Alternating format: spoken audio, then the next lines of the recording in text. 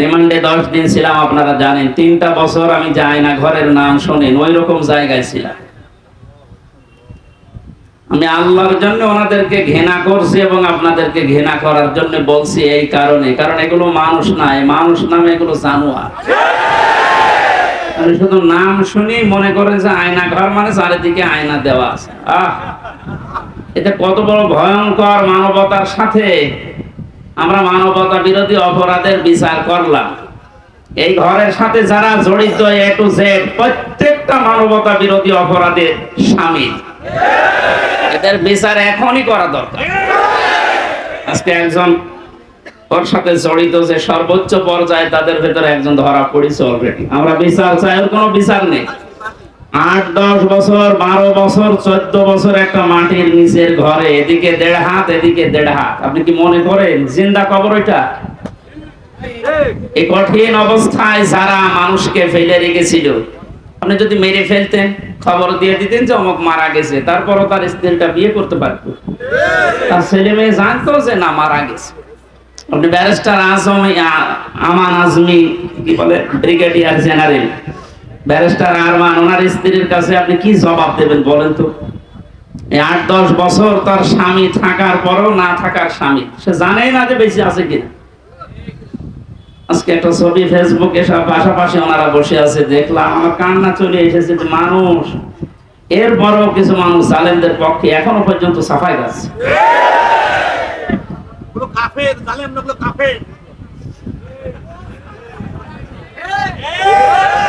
ঠিক আছে ভাইয়া,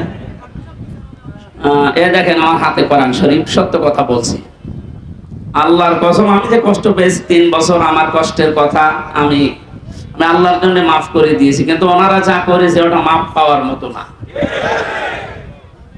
ওনারা তো আমার শুধু শত্রু না, ওনারা মানবতার শত্রু, আল্লাহর শত্রু। রিমান্ডে আমার সাথে যে ব্যবহার করেছিল, আল্লাহর ভুল ধরতো মাঝে মাঝে। এই যে অফিসার গুলো ছিল কাউন্টার টেররিজমের, এই মেন দায়িত্বে যে লোকটা ছিল আসাদুজ্জামান, মনের তো আগে ছিল আমার সময় আসাদুজ্জামান, এরপরে এসপি আতিকুর রহমান, শেখ ইমরান, এই বাগেরহাটে বাড়ি। এই মানুষগুলোর আচরণ আমি মানুষের পাইনি। রিমান্ডে আপনি আমার মামলার কথা জিজ্ঞাসা করেন, যে বিষয়ে আমাকে মামলা দেওয়া হয়েছে, ওইগুলো বলেন যে আমি কিছু পারি কিনা, দেখেন না আল্লাহর ভুল ধরে যে আল্লাহর এই কাজটা করা ঠিক হয়। ওরে আমি ভালোবাসবো না ঘৃণা করবো? কার জন্য? যিনি আমাদেরকে বিজয়ের স্বাদ কি এটা জীবনে দেখার তৌফিক দিলেন। পরাধীন থাকলে যে কি হয় আমি নিজে টের পেয়েছি, আপনারাও দেখেছি। সবচেয়ে বেশি পেয়েছিলাম ওই 10 দিন মাটির নিচে, ওরা সব চারিদিকে 8-10 জন বসা, আমি একা, এমনি আমার শরীর চলে না। এরপরে আবার এরকম ভয়ঙ্কর ঘর, এরকম ভয়ঙ্কর অবস্থা, এক এক দিক থেকে এক রকম উল্টা পাল্টা প্রশ্ন করে। বলেন তো কত একটা অসহায় অবস্থায় ছিলাম। আমার মনে হচ্ছিল পৃথিবী বলতে আর কিছু নেই। 11টা ঘন্টা আমার এই হাতের ভেতরে যে হ্যান্ডকাপ দিয়ে, ওটা ছাতা লাগালে এমনি কেটে যায়, চোখ কালা কাপড় দিয়ে বেঁধে মাটির নিচে ওই ঘরে, চারিদিকে শুধু পানির আওয়াজ শোনা যায়। এই উপরে 11 ঘন্টা আমার জোহর, আসর, মাগরিব, এশার নামাজ পড়তে দেয়নি। আমি এশারায় পড়েছি। ওযু আছে কিনা, আছে, ওযু করবো কোথায়? বলেন এই কঠিন অবস্থা বাংলাদেশের মতো জায়গায়। আর আমার চাইতে ভয়ঙ্কর ছিল তো ব্যারিস্টার আরমান, ব্রিগেডিয়ার ভাই আমান আজমি ভাই, এদের অবস্থা আরো কঠিন। আমি মাঝে মাঝে 7 মাস, 8 মাস, 9 মাসের কথা শুনতাম উপর থেকে, যাদের 7 তলায় 9 তলায় বোম রেখেছিল। এই গম শব্দটা যদিও ছোট, এটা কত ভয়ঙ্কর জিনিস। আমি তো 7-8 মাস আমি জেলে আছি জানতাম, বাইরের মানুষও জানতো, আমার পরিবার। ওদের এই 8-9 বছর জানেই না যে বেঁচে আছে কি। আমারও গমের মতো রেখেছিল, কারণ আমার কোনো যোগাযোগ ছিল না, বিচ্ছিন্ন। মার্ডার করে গেছে সে 2 দিন পরে, 7 দিন পরে মোবাইলে কথা বলতে পারে বাড়িতে যে আমি আছি। আর আমার 8 মাস হয়ে গেছে, আমি জানি না যে বাইরে কেউ আছে কিনা।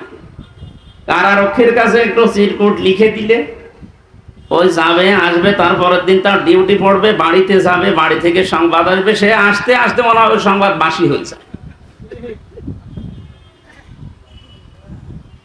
এই জন্য পরাধীন ছিলাম আমরা, এখন আলহামদুলিল্লাহ স্বাধীন হয়েছি।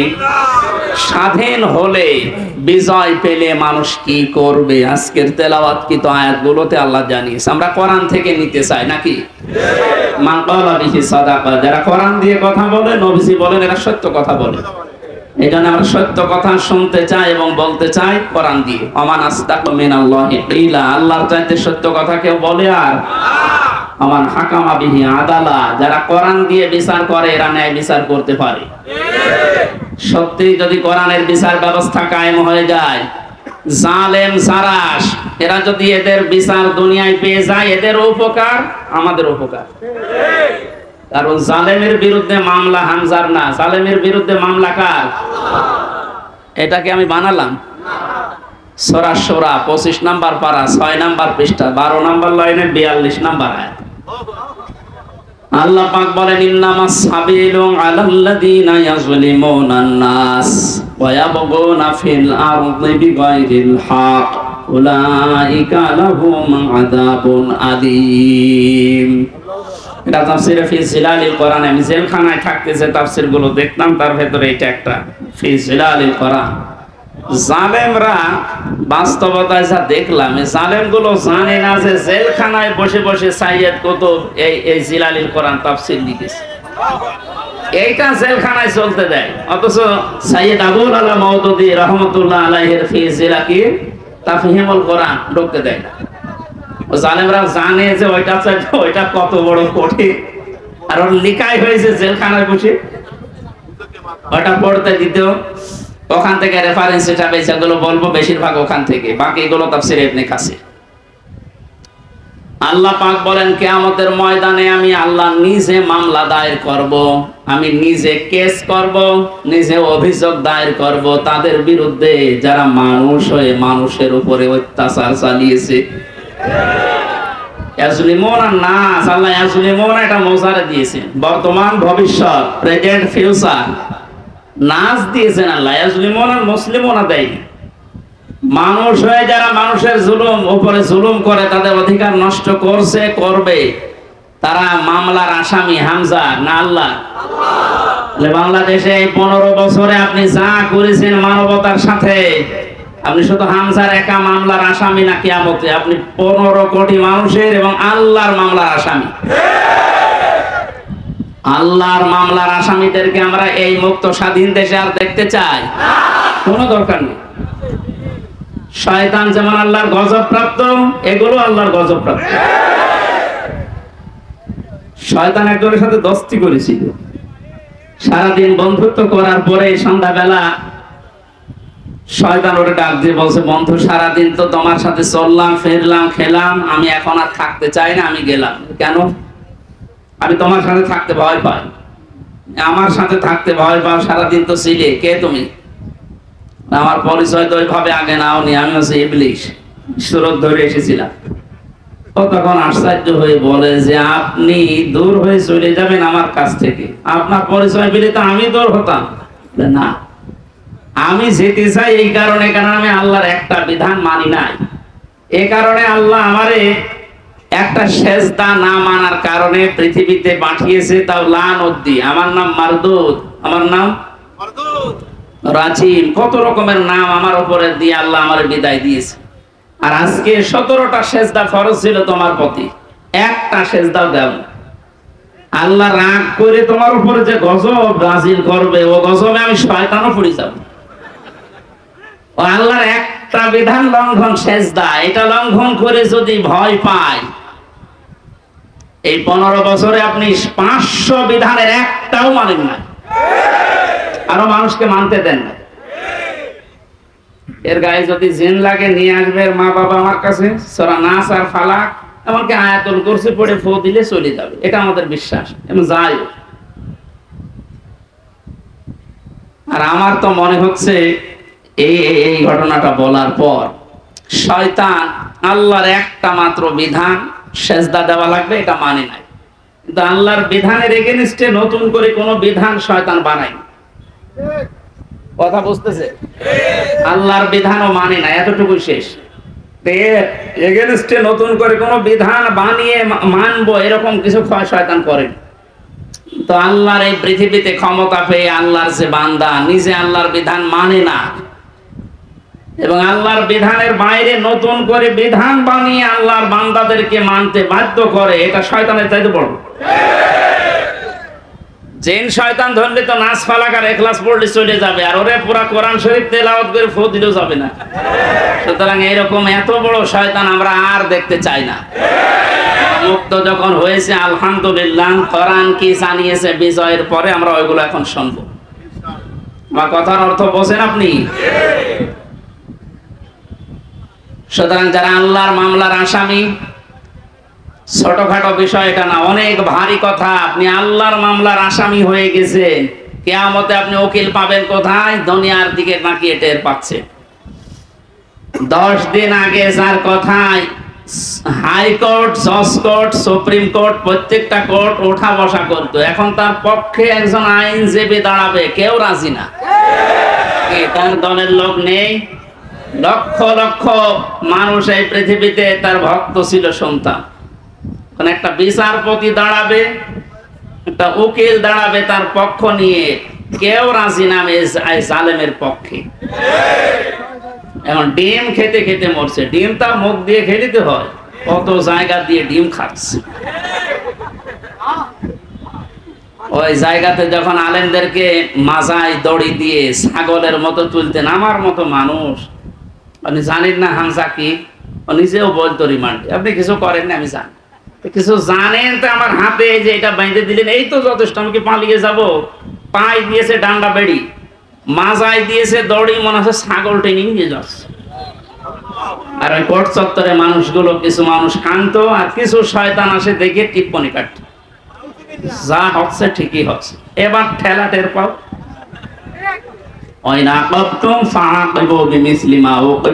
যতটুকু আপনার উপরে করা হয়েছে অতটুকু আপনি করেন, ওর চাইতে বেশি না। অতটুকু করলেও আপনি এই 15 বছর দুনিয়ায় বেঁচেও থাকতে পারবেন না। যা করেছেন যদি অতটুকু আল্লাহর ভাষায় আমরা করতে চাই, সত্যি আপনি পারবেন না। এদেশের বহু মেধাবী সন্তানেরা এই কোটার বিরুদ্ধে এমনি আন্দোলন করে না। বিশেষ করে এই 17 বছরের বাস্তবতা আমার জীবনে আমি যতটুকু দেখেছি, আপনি তাকান তো। অনার্স মাস্টার্স করার পরে বিশ্ববিদ্যালয়ে ফার্স্ট ক্লাস ফার্স্ট হওয়ার পরেও নেবে না, দলীয় পরিচয় পেছনে বিএনপি করে, শিবির করে, এই ট্যাগ দিয়ে। আরে ওইগুলো না দেখে আমার মেধা আছে কিনা ওইটা দেখ। কত বড় জুলুমের শিকার বানিয়ে রেখেছিলেন এই ছাত্র জনতাকে বলেন। আল্লাহ এমনি এমনি নাড়া দেয়নি। কোরআনের পাখি সেই 15-16 বছর আগে একবার বলেছিল যে একটু 12 কোটি জনতা নাড়া দেবে গাছের গোড়া ধরে, দিল্লি গিয়ে পড়বা মামু বাড়ি। ঠিক তাই, খাপের খাপ মমতাজের বাপ মিলে গেছে। আমরা তো কিছু করি নাই, খালি হাতে, তাহলে একটু নাড়া দিয়েছি, তাও সবাই না, খালি ছাত্ররা। আর একেবারে জায়গা মতো যে পুলিশ, শ্বশুর বাড়ি আমাদের তো মামার বাড়ি।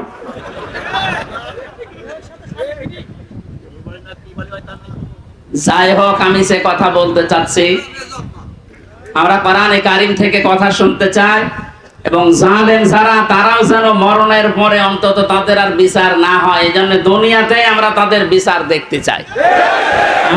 আপনারা আমাদেরকে শত্রু ভাববেন, আমরা আপনাদের বন্ধু, কারণ দুনিয়ায় উপকার করে দিচ্ছি। এই বিচার না হলে আপনি মনে করছেন মাপ পেয়ে যাবেন, কখনো না। আল্লাহর কাছে যা করেছিলেন ওনাকে বলেন, উনি ইচ্ছা করলে মাফ করে দিতে পারে। কিন্তু হামজার সাথে, ব্যারিস্টার আরমানের সাথে যা করলেন, এইটা আমরা যতক্ষণ মাফ না করবো আপনি মাফ পাবেন না। কারণ আপনি আমাকে আর আরমানকে শুধু কাঁদিয়েছেন তা না, আমার স্ত্রীকে কাঁদিয়েছেন, আমার মেয়েকে কাঁদিয়েছেন। আমার ছোট মেয়েটা আজ পর্যন্ত আমার চেনে না, আমার কাছে আসে না, ভয়তে বলে যে হুজুর, ওরকম হুজুর বহু আসে। কারণ হয়েছে 8-9 মাস ওটা রেখে গিয়েছিলাম, 3 বছর পর, ওটা এখন 4 বছর বয়স, ও জানবে কি করি? সুতরাং আপনি শুধু আমার একা ক্ষতি করেননি, আমার মা বাবার ক্ষতি করেছেন, আমার স্ত্রীর ক্ষতি করেছেন, আমার সন্তানের ক্ষতি করেছেন, আমার সংসারটা নষ্ট করে দিয়েছে। সব কিছু এরকম হামসা একা লক্ষ লক্ষ মানুষ এই দেশে আমার মতো ব্যক্তি। আপনি মাপ পাবেন কয়জনের? একজন, দুইজন, পাঁচজন মাপ, কয়জন মাফ করতে পারে বলেন? এই লোকটাকে যদি আপনি মেরে ফেলেন তাহলে ওনার বিচার কি? ওনারও মেরে ফেলা লাগবে। ওনাকে যদি আমি মেরে ফেলি, আমার একটা বিচার এই যে আমাকে যদি মেরে ফেলেন তাহলে বিচার শেষ। কথা বলছেন আমার? আর একটা সিস্টেম আছে, হ্যাঁ, ওনার স্ত্রী, ওনার মা বাবা, সন্তান আদি যারা, ওরা যদি মাফ করে দেয় টাকা পয়সা নিয়ে, জরিমানা নিয়ে, তাহলে মাফ হবে। তাছাড়া আর কোনো সুরত নেই। ওই 10 বছর, 15 বছর, 18 বছর, 30 বছর জেল দিয়ে ওই লোকটা শুধু জেল খাটাই হবে, তার উপর আবার আরেকটা জুলুম হয়ে যায়। কিন্তু ওনাকে মাপ পাওয়ার জন্য কোরআনে কারিমে হাদিসে যে দুইটা বিষয় আমরা পাই, এক নম্বরে ওনারে মাপ পাওয়ার জন্য ওনারে মেরে ফেলা লাগবে। এক কথা বলে না কেন? দুই নম্বরে শুধু মেরে ফেলা না, ওনার আত্মীয় স্বজন তো টাকা পয়সা নিয়ে দিয়ে বলে যা মাফ করে দিলাম, ঠিক আছে। তাছাড়া মাপ পাওয়ার আর কোন লাইন আছে? লাইন আছে? ওনার জীবন কয়টা?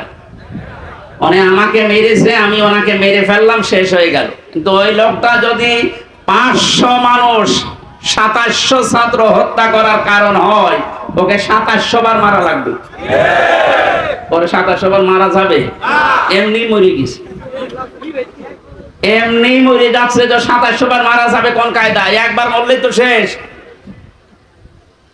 2699 বার এখনো মারা লাগবে। তো আমি মারবো কি করে? কারণ এতগুলো মানুষ এই কয়েকদিনে আমার সামনে 14 জন মারা গেছে, বুঝতে আমার সামনে।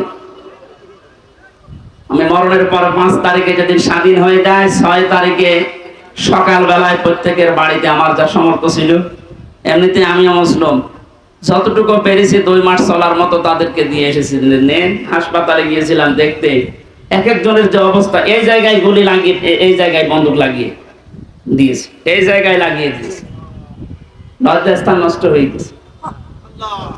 এরকম বহু মানুষ হাসপাতালে কাতরাচ্ছে এখনো, শুধু কুষ্টিয়া, বাকি জায়গাগুলো তো আমি তো জানি না এখন সব খবর। আর এই 8-9 দিন ছিলাম তো বাইরে, এই জন্য সব খবর জানিও না। সুতরাং আমাকে যদি আপনি একজন মারার জন্য মেরে ফেলতেন, আমার তো বিচার হয়ে যেত। আমি তো কারণ হয়ে দাঁড়িয়েছি 2700 মানুষ মারার, আমাকে তো 2700 বার মারা লাগবে। এই জন্য এই বিচার এখন আর দুনিয়ায় নেই। এই বিচার করার জন্য আল্লাহ আখিরাত বানিয়েছে। 2700 বার আপনাকে মারবে, আপনার লজ্জা স্থান নষ্ট করে দেবে।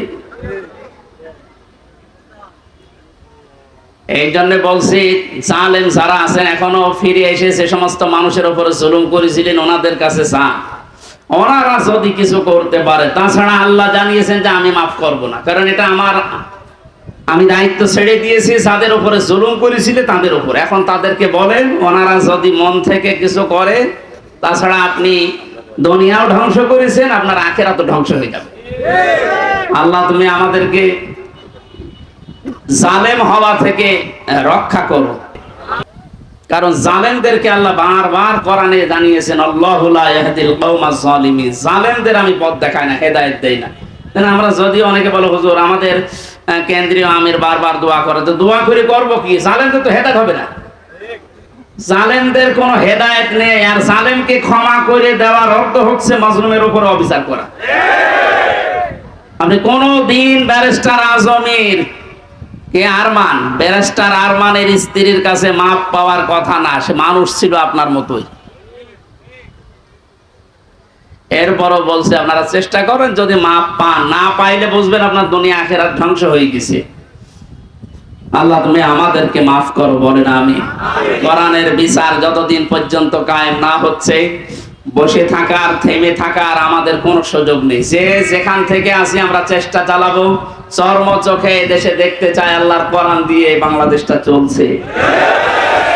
কারণ আমরা তো দেখলাম যে বাবা চালালে কেমন লাগে, চাচা চালালে কেমন লাগে, স্বামী চালালে কেমন লাগে, বউ ভাবি সবাই চালিয়েছে, সবই দেখলাম যে কেমন লাগছে। একটা জিনিস এখন দেখতে বাকি আছে, যে কোরআন দিয়ে, আল্লাহর কোরআন দিয়ে রাষ্ট্র চালালে কেমন লাগে, এটা দেখতে বাকি আছে না?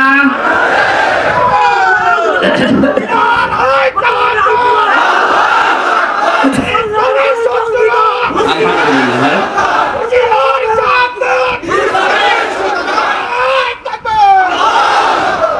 এটা দেখতে যখন বাকি আছে, আমি মুসাফির মানুষ, মাজলুম মানুষ এবং অসুস্থ মানুষ। তিনটা দোয়ায় কবুল হওয়ার কথা হাদিসে আছে, যে মজলুমের দোয়া কবুল হয়, মুসাফিরের দোয়া কবুল হয়, অসুস্থ মানুষের দোয়া কবুল হয়। সবাইকে নিয়ে মাগরিবের আগে আমি দোয়া করবো ইনশাআল্লাহ। সূরা নসরের তাফসীরটা করার পর আল্লাহ যেন চর্ম চোখে অন্তত এইটা দেখে যাওয়ার তৌফিক দেয় যে আমাদের এই দেশটা কোরআন দিয়ে চলছে। কি যে শান্তি পাবে প্রত্যেক ধর্মের মানুষেরা, আমি বলে বোঝাতে পারবো না, আপনি পাবেন ইনশাআল্লাহ। আমাদের আমান হাকামা বিহি আদালা, যেহেতু নবীজি জানিয়েছেন কোরআন দিয়ে বিচার ফায়সালা করলে ন্যায় বিচার পাওয়া যায়। ন্যায় বিচার কি শুধু নাম শুনে ন্যায় বিচার পেয়েছি 17 বছর আমরা।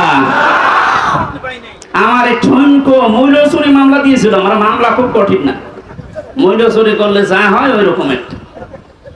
সেই মামলা আমার 30-32 বার হাইকোর্টে ওঠে, সিএম কোর্ট, জজ কোর্ট, হাইকোর্ট, তিনবার হিসাব করে দেখেন 30 থেকে 33 বার উঠেছে, না হবে না। আর এদিকে প্রতিদিন আপনি টিভির সামনে বসে বলি ছড়ান যে আমরা ন্যায় বিচার কায়েম করছি। এই ন্যায় বিচারের একটা নমুনা যা করেছেন বিচার ব্যবস্থায়, যাদেরকে বসিয়েছেন প্রত্যেকটা অবিচার করেছে। আর আমার 164 যে ম্যাজিস্ট্রেট নিয়েছিল, ওই শয়তানকে আমি জেলখানে যাওয়ার 3 মাস পরে দেখি ও ভেতরে ঘুরে বেড়াচ্ছে। এখানে কেন? ও আমার বেকার এই সমস্ত বিষয়গুলো লিখে মানে একেবারে জালিয়াতি করে সই করিনি। বলছে হুজুর আপনি মাত্র কিছুক্ষণ পরে বেরিয়ে চলে যাবেন, কারণ আমি 164 বুঝতাম না। ওসব লাইনের লোক আমরা, এই সিটারি বাঁটমারি, এই 2 নাম্বারি করে বসে খালি সই করে দেন, নিচে আপনার ছোট ছোট মেয়েরা কাঁদতেছে, আমি জানি আপনি চলে যাবেন। ওর উপর বিশ্বাস করে আমি সই করি, নিচে আসলাম, দেখা সাক্ষাৎ করে আমার জেলে পাঠিয়ে দিলে, আনন্দে আছে যে কয়েকদিন মাত্র বের হয়ে যাবে। ও আল্লাহ শুনছে ওটা 164, আমি যা বলতে চাইনি ওই শয়তান সব লিখে খালি আমার সইটা বসিয়ে দিয়েছে। পরে জেলখানায় দেখি কাশিমপুরে, বললাম কি আপনি এখানে, আপনি এই কাজটা ঠিক করলেন, জেনে শুনে আমার জীবনটা এভাবে নষ্ট করলেন? বলছে আমার উপর থেকে যা বলেছে আল্লাহর ওলিরা আমি তাই করছি, আমার কিছু করার নেই। তা আপনি এখানে কি? বলছে আমার বউ মামলা দিয়েছে। বউ? আমিও মামলা দেবো তোর নামে। এই জন্য আল্লাহ ছাড় দিয়েছিল কিন্তু ছেড়ে দেয়নি। ইন্না বাদশা রাব্বিকা লাশাদীদ, আল্লাহর ধরা বড় শক্ত ধরা, যেটা আমরা আইন মন্ত্রী আরে দরবেশ বাবারে দেখে বসলাম কি দাপট গো। আমি মাঝে আইন মন্ত্রী আদালতে দেখতাম, আরে দরবেশ বাবা দেখতাম বসে আছে, আমারে যখন নিয়ে যেত উপরে দেখা যেত যে বসে আছে দরবেশ। দরবেশ যে এই কাম করতে পারে আমার তো কোনোদিন বিশ্বাস হয়নি। দাড়ি কেটে নম হয়ে গেছে, শয়তান পর্যন্ত এখন ঘৃণা করছে যে আমি তো এত খারাপ না। ধিক্কার যারা আপনাদের এই দাড়ি রাখা সুন্নতকে নিয়ে হেয়ালিপনা করা, এই আর কি ঠাট্টা বিদ্রুপ করা। আপনি সুন্নত পর্যন্ত কেটে বাদ দিয়ে দিলেন, কিয়ামতে আল্লাহর নবীও আপনাকে বাদ দিয়ে চলে যাবে। আল্লাহ তুমি আবার বলছে মানুষগুলো যদি, আমি আবার বলছি ভুল আর অন্যায় করা এটা কিন্তু এক না। ভুল মানুষ করতে পারে, কিন্তু জেনে শুনে অন্যায় করে ভুল বলে চালিয়ে দেবেন, যেটা এখন চালানো হচ্ছে। অন্যায় যারা করেছেন, অন্যায় করলে মাস্ট বি তাকে শাস্তি পাওয়াই লাগবে। আমরা কিছু না করে যদি শাস্তি পেতে পারি 3 বছর, আপনি করে তো আপনার 99 বছর শাস্তি হওয়া দরকার। প্রথম ছেড়ে যাওয়ার পরে যার সাথে দেখা, একেবারে গেট দিয়ে ঢুকে আল্লাহ সে বলে সেই কি শাহজাহান জল্লাদ, এরা সাথে প্রথমে হাত মিলিয়েছে। আমার বলছো হুজুর আপনারে আমি চিনি। চেনেন মানে? ওই যে টেলিভিশন আছে ভেতরে, মেমোরি কার্ডে ওয়াজ ভরে নিয়ে আসলে শুধু আপনার আর আজহারি সাইদি সাহেব এদের ওয়াজ দেয়, তা আপনার আমি চিনি। আপনার নাম কি? শাহজাহান জল্লাদ ভুইয়া। ভুইয়া কেন? আমার বংশের নাম। অথচ 167 বছর না কত বছর জেল, এখনো ভুইয়া ছাড়েনি। এরকম বহু শয়তান আছে, ও মরে যাবে তাও ওই ভুইয়া ছাড়েনি। আবু জাহেলের গলার ভেতরে যেদিন তরবারি চালাচ্ছিল, বলছে কে? আমি আব্দুল্লাহ ইবনে মাসউদ। কি করবি? গলা আলাদা কর, একটু বড় করে কাট। বড় করে কাট মানে? বলে হ্যাঁ একটু বড় করে কাট। মানুষ যেন আমার মাথা দেখে বোঝে যে এটা নেতার মাথা। আমার মনে হয় এর মতো এখনো পর্যন্ত অনেক শয়তান, সব শেষ হয়ে গেছে, এরপরও বৃদ্ধি কমছে না। বিভিন্ন জায়গা থেকে ভিডিও বার্তা দিয়ে মানুষকে শুধু উত্তেজিত করছে, আর কোনো লাভ হবে না ইনশাআল্লাহ।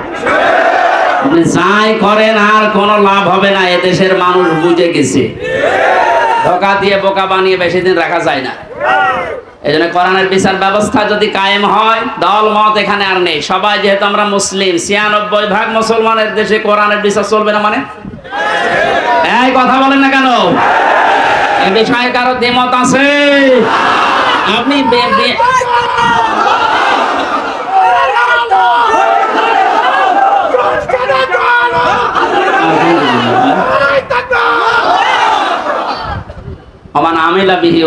যারা কোরআন দিয়ে আমল করবে, কিয়ামতে আল্লাহ নিজে তাদেরকে পুরস্কার দান করবে। আল্লাহ রাব্বুল আলামিন কোরআনের আমল করার মাধ্যমে পুরস্কার যেন আমাদেরকে দান করে। দুঃখজনক হলো সত্য, 500 আমল আছে কোরআনের। কয়টা? এই দেশে এখন একটাও নেই। সামনে আস্তে আস্তে আমরা 500টা আমলই চালু করব কোরআন দিয়ে ইনশাআল্লাহ। আমান দাআ ইলাইহি হাদা। নবীজি বলেন, তুমি যদি হেদায়েতের উপরে থাকতে চাও, বড় সোব্বা গায়ে দিলে, পাগড়ি মাথায় দিলে, আরে রুহুল আমিন ভাইয়ের মতো এরকম মোটা হলে হেদায়েতের উপরে থাকা যাবে? হেদায়েতের উপরে থাকতে হলে কোরআন দিয়ে ডাকা লাগবে। আমান দাআ, একালিফটা আন আছে, দাআ ইলাইহি হাদা। কেউ যদি হেদায়েতের উপরে থাকতে চায়, সে যেন মানুষকে কি দিয়ে ডাক দেয়? তাহলে আজকে থেকে আমার দাওয়াতি কাজের মেইন টার্গেট হবে কি বলেন তো? নবীজিকে পর্যন্ত আল্লাহ আদেশ দিয়েছেন, ইয়া আইয়ুহার রাসূল বাল্লিগ মা উনজিলা ইলাইকা মির রাব্বিক। হে রাসূল, আপনি তাবলীগ করেন, প্রচার করেন, দাওয়াতি কাজ করবেন কি দিয়ে? সুতরাং আমরা দলমত চিনি না, বুঝি না, এই সব কিছু যেন এই কেন্দ্রিক হয়। ফাকাদ হুদিয়া ইলা সিরাতিল মুস্তাকিম। কেউ যদি হেদায়েতের উপরে থাকতে চায়, কোরআন দিয়ে সে ডাকবে, এবং কেউ যদি কোরআনের ডাকে সাড়া দেয়, আল্লাহ নিজে তাকে হেদায়েত নসিব করে দিবে। সুতরাং আজকে আমরা কোরআনে কারিম দিয়ে আপনাদেরকে ডাক দেব, আপনারা কোরআনের ডাকে সাড়া দেবেন। আমরা প্রত্যেকেই হেদায়েতের উপরে চলতে চাই, সিরাতে মুস্তাকিম আমরা পেতে চাই। আমিন। দরুদ আর সালাম পড়ছি মুহাম্মদ রাসূলুল্লাহ সাল্লাল্লাহু আলাইহি ওয়াসাল্লামের প্রতি। সূরা নাসর পড়েছি, মাদানী যুগের সূরা। কোরআন শরীফে 3 আয়াত বিশিষ্ট 3টা সূরা আছে, আসর, নসর আর কাউসার। কয়টা বলেন তো? নসর মানে সাহায্য, নসর মানে কি? আর নাসর মানে ঈগল। নুন সাদ র, নাসর মানে সাহায্য, নুন সিন র, নাসর মানে ঈগল পাখি। এজন্য এখানে যারা তেলাওয়াত করেন এই সূরাটা নামাজে একটু মুখ গোল করে পড়বে। আল্লাহ পাক বলেন, ইযা জা আনাসরুল্লাহি ওয়াল ফাত। যখন আল্লাহর সাহায্য আসবে তখন আপনি বিজয় দেখতে পাবেন। যদি আপনি ইযা জা আনাসরুল্লাহি ওয়াল ফাত বলেন সিন দিয়ে, যখন ঈগল পাখি আসবে তখন বিজয় পাবেন। পুরা মানে উল্টে যাচ্ছে। এজন্য একটু খেয়াল করে শব্দগুলো উচ্চারণ করবেন। যেহেতু এটা মাদ্রাসা আপনারা বানিয়েছেন, এলাকার মানুষেরা, আপনাদের একটা সুন্দর অন্তত ব্যবস্থা আছে। এই মসজিদ মাদ্রাসা দিয়ে শুধু ছাত্র ছাত্রী না, এখানে বয়স্ক শিক্ষা চালু করে যারা পড়তে পারেন না তাদেরকেও নিয়ে আসেন, 2-3টা একটা ব্যাচ করে দিন। আমার গ্রামের বাড়ি কুষ্টিয়ার হালসা। আমি একবার যে দেখি মানুষ নামাজে একেবারেই নেই। গ্রামে তো যেতামও কম। মহসিন সাহেবকে বললাম, মানুষ যখন বন্ধু মানুষ নামাজ পড়ে, নামাজ পড়ে না, এটা এদের দোষ না, এই দোষ আমার। কারণ নামাজ যে কি এটা এরা জানে না, আর নামাজের ভেতরে যে আসলে কি পাওয়া যায় এটা তো এরা বোঝে না। দেখেন আমি ওই ব্যবস্থাটা করে দেই, তখন আর এই 2-5 জন না, কমপক্ষে এই মসজিদে যে 500 মানুষ, ধরে 400 মানুষ চলে আসবে। 2 জন উস্তাদ রেখেছিলাম, নিজের টাকা যা আসতো সব দিয়ে বললাম যে আপনারা পড়ে।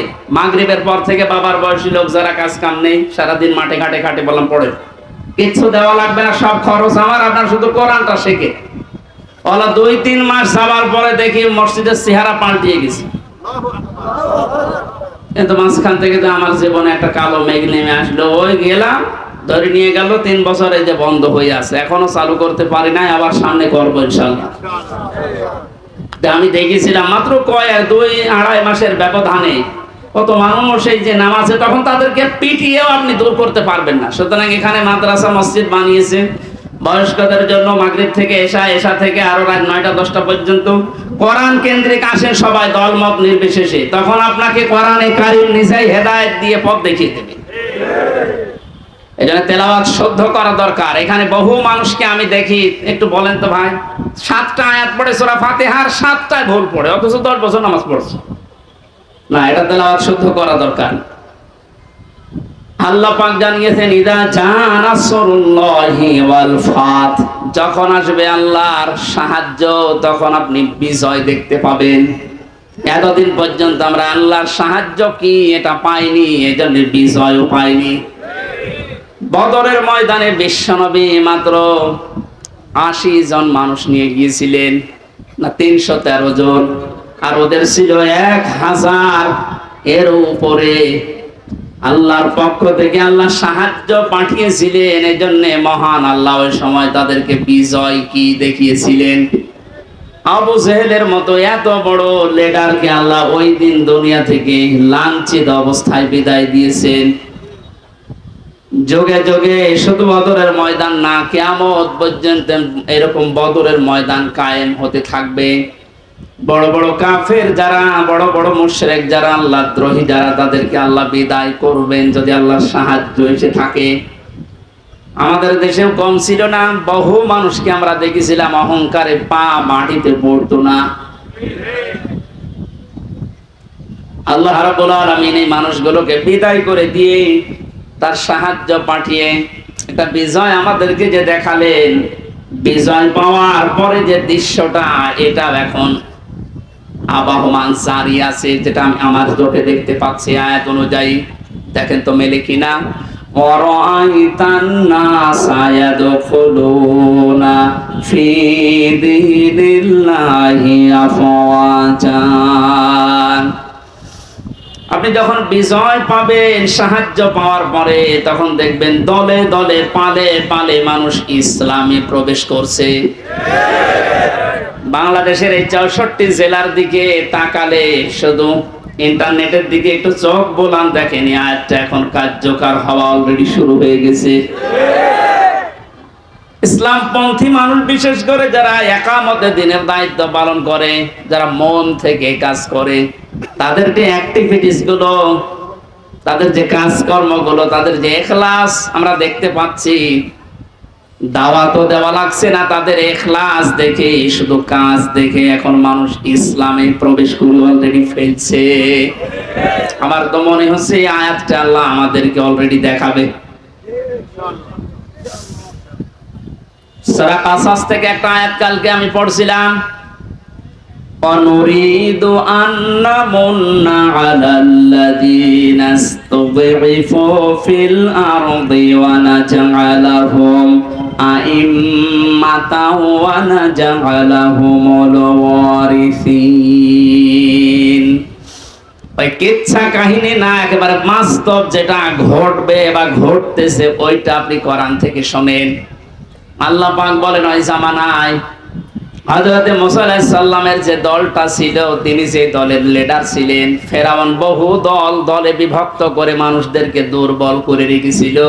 শুধু একটা দলকে সে টার্গেট বেশি নিয়েছিল, সেটা মুসা নবীর দল। আমার আল্লাহ নিজের পক্ষ থেকে জানালেন, আমি আল্লাহ কিন্তু ইচ্ছা আলাদা করেছিলাম। আমার আল্লাহর ইচ্ছা ছিল এইটা, যে দুনিয়ার ময়দানে আমি মুসা নবীকে এই জামানায় এই জাতির নেতৃত্বে বসাবো এবং জমিনের ওয়ারিস, উত্তরাধিকারী তাদেরকে বানিয়ে দেব। আমি তাই করেছিলাম।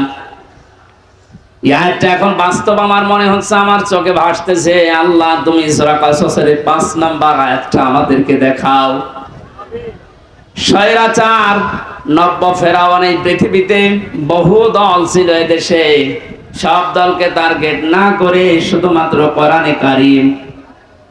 কোরআনে কারীম এই পৃথিবীতে যেন বিদায় নেয়, কোরআনের লোকগুলো যেন এই দুনিয়াতে আসতে না পারে, এই কাজ করার জন্য যারা চেষ্টা চালিয়েছিল, আল্লাহ তাদেরকেই যেন জাতির ইমাম আজ দিনের পর দিন বানিয়ে দিচ্ছে। তাদেরকে ওয়ারিস বানাচ্ছে, জমিনের উত্তরাধিকারী বানিয়ে দিচ্ছে। আমরা আবার দোয়া করছি, আল্লাহ তুমি আয়াতটা আমাদেরকে সর্বচোখে দেখাও। অনুরিদু আন্না মুন্না আলাল্লাযীনা ইসতুযইফু ফিল আরদ